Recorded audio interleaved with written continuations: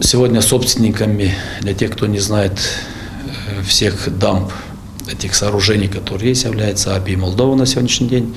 Собственниками этих сооружений не является ни Приморье, ни исполком Гагаузии.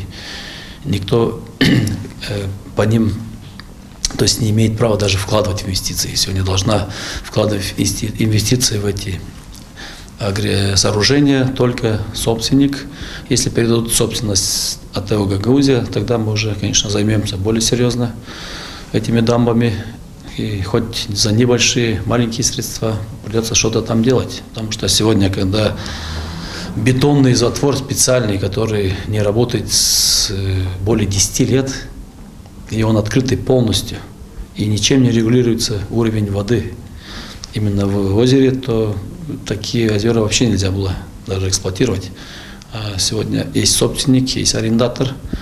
В первую очередь собственник должен был приостановить даже аренду или что-то делать, либо те деньги, которые получали за аренду этих дамб, нужно было инвестировать, наверное, в эти дамбы.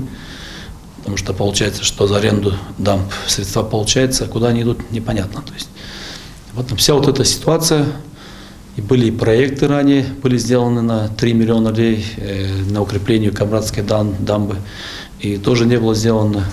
Потом у нас даже пойма реки Алпук также должна была расшириться, там тоже 300 метров. Не хватило, чтобы закончить. Одним словом, все, что начиналось по этой части, у нас ничего до конца не было завершено. Если говорить сегодня, многие говорят о том, что само предприятие АО «Балык» должно было делать дамбу одно другое, но это арифметика очень простая. Сегодня у нас 1,40 м воды в озере. Для ведения рыболоводства в таком объеме оно непригодно. То есть никогда в жизни ни одно предприятие с такой глубиной озера не заработает 2-3 миллиона рублей, чтобы сделать сооружение и восстановить дамбы.